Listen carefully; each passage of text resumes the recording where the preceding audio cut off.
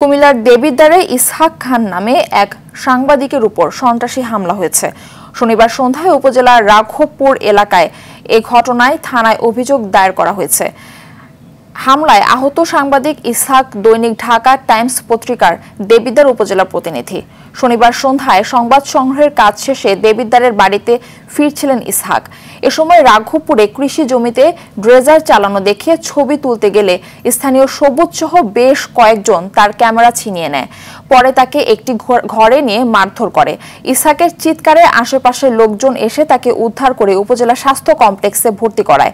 দেবিদ্বার থানার ওসি জানান, সাংবাদিক ইসহাককে নির্যাতনে জড়িতদের আইনের আওতায় আনা হবে।